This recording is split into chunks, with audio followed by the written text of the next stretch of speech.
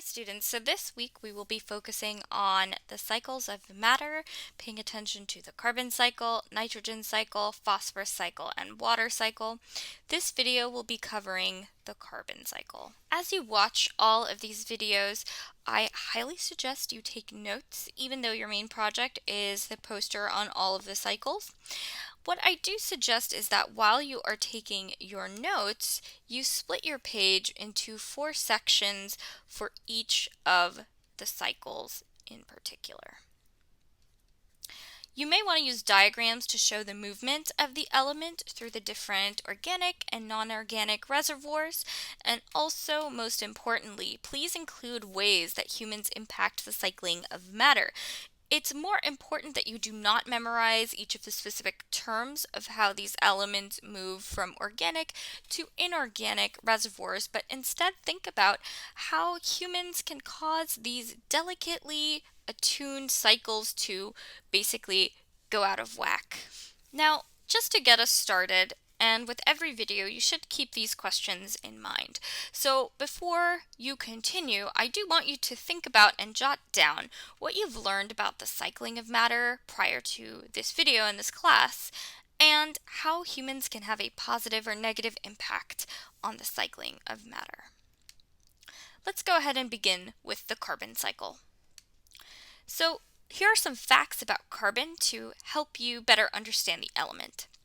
Carbon is the 6th element in the periodic table, and it is the most abundant element found in living organisms and organic molecules after hydrogen. So in fact, carbon is so central to the chemistry of living things that there's a whole branch of chemistry, organic chemistry, dedicated to understanding carbon-based compounds. Let's first, however, talk about the inorganic forms of carbon that we see in the carbon cycle. Inorganic carbon is carbon that's not part of a living organism anymore or never was a part of a living organism. So the first form that you might be familiar with is coal or fossil fuels. So basically, coal or fossil fuels came from the decayed matter of plants and animals millions and millions of years ago that were pressurized under layers of rock and have basically been removed from the carbon cycle that is playing out on the surface of the planet. Okay, which we'll see is not the case at the end of the cycle. Additionally, another form of carbon, inorganic carbon, that you might be familiar with is carbon dioxide. So this is an atmospheric gas, and we'll talk more about carbon dioxide in just a few slides. Now let's talk about forms of organic carbon that you will also see in this carbon cycle. Organic carbon is basically carbon that's a part of a living organism or something that just recently expired. Coal and fossil fuels not considered organic carbon because it's been millions of years since it has been a part of a living thing. So one really common form or example of organic carbon is amylose, or just starch, and you typically will find starch in white flour, in bread, in crackers. This is what's easily converted into glucose or blood sugar in your body. Okay, some other forms of organic carbon can be found in lipids or fats, which make up your fat tissues and are good for very long-term storage of energy.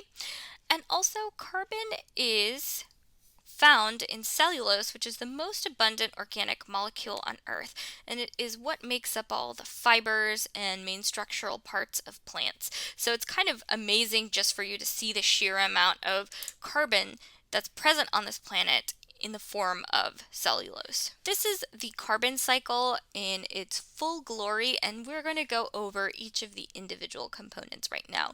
So first, we're going to focus on the reservoirs of carbon, and the main reservoirs are first the atmosphere, and carbon is mainly stored in the atmosphere as carbon dioxide or CO2. Carbon dioxide is considered to be a greenhouse gas, which basically means it's very good at trapping any residual heat from the sun's rays. Another major reservoir of carbon is in the world's oceans. So, carbon mainly is stored in the shells of living organisms in the world's oceans, and the floors of oceans are made out of limestone and sediment deposits, which are basically coming from the, leftover shells of living organisms. Now, carbon dioxide, when you have a lot of it in the atmosphere, it's also going to react to water and create a very weak acid known as carbonic acid. So, we will see this play out a little bit more and talk about some of the consequences when you have too much carbonic acid. But the oceans are also considered to be a major reservoir of carbon dioxide. The last one that we're going to talk about is forests. So just like we mentioned, the sheer amount of cellulose that's present on the planet really makes the world's forests major reservoirs of carbon dioxide. Now, fossil fuels are another carbon pool. However, they are considered to be removed from the carbon cycle. So, like I mentioned earlier, fossil fuels are basically made from carbon that came from decayed plants and animals millions and millions of years ago. But what we are seeing is that humans are able to access energy from these fossil fuels and they are using them at an incredible rate. So we will talk about what happens to unleashing all of that carbon that had been stored in the earth for a long time. Let's go ahead and discuss the first part of the carbon cycle, which is photosynthesis. We are utilizing sunlight to convert it into an organic form of carbon. Through photosynthesis, that inorganic CO2 is converted into cellulose and these organic forms of carbon when we have sunlight to fix it. Next, let's go ahead and talk about how we obtain organic carbon because we unfortunately cannot do photosynthesis and many other organisms as well. So this is known as assimilation, and basically assimilation just broadly describes, it's a fancy way of describing eating, but it's showing how organic carbon is transferred from one organism to the next. And one major form of it is herbivory, so primary consumers that are eating plants, and another form of it is through predation, or basically second or higher order consumers eating primary consumers. Next, let's go ahead and discuss how that organic carbon is going to be reconverted into CO2. It is reconverted through the process of cellular respiration. So basically what happens, as we've talked about earlier, living things need to have energy to maintain order and balance in their bodies. And the way that we do that is we take all of these high energy carbon rich molecules, these organic carbon molecules, and we convert them into carbon dioxide. And through that process, we're actually able to release a huge amount of energy, typically in the form of adenosine triphosphate or ATP. ATP is like cash or money in your body that can immediately jumpstart any unfavorable reaction. So it provides a huge amount of chemical energy. And through the process of converting these organic molecules into ATP, we are basically creating CO2, which leaves our bodies. So through cellular respiration, organisms are converting chemical energy in molecules like glucose into more usable forms like ATP. Through that process, they're creating CO2 and releasing it back into the atmosphere as a waste product. However, not all of the mass that's in living things is going to be converted back into CO2 through cellular respiration. Let's talk a little bit about what happens to the waste that we generate.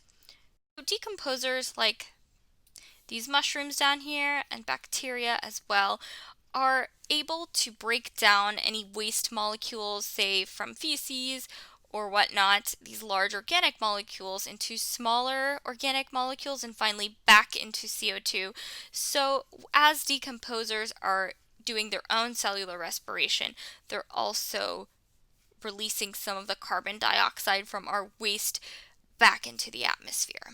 So normally you would have organic carbon created from inorganic carbon by photosynthesis that then moves up the different trophic levels, and finally through decomposition and cellular respiration, that carbon dioxide is released back into the atmosphere, and the cycle is going to continue.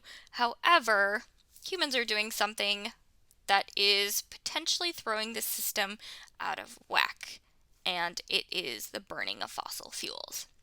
So when we burn more fossil fuels, we are causing an excess of CO2 and other greenhouse gases, but for the purposes of this cycle, we're focusing on CO2.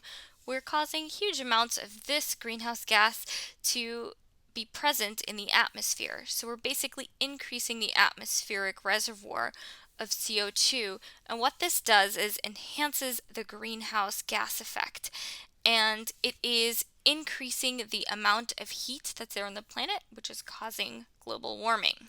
Excess CO2 is causing ocean acidification, and what this means is it's actually decreasing the ocean's abilities to store carbon. So normally the ocean has a pH of around like 8.2, which makes it a buffer against any CO2 that's present. So there's enough of these salts that are able to withstand the carbonic acid and help to dissolve it away. However, when we increase the amount of CO2 that we've got, we are creating more of this carbonic acid that is then going to attack all of the carbonate ions that are present in the shellfish, and what it does is actually makes the shellfish less healthy. So the more acidic, and that then causes the oceans to become more acidic because there's just more carbonic acid, so we have less of this buffer effect occurring.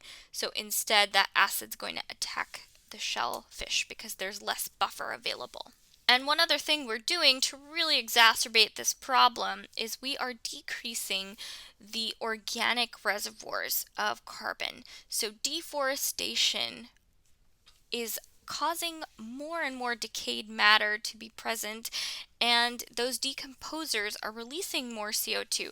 And the direct burning of forests, as we've seen through wildfires, and also the clearing of forests for ranches and agriculture, it's causing more CO2 to just be directly released into the atmosphere. So we are throwing this delicate cycle out of balance.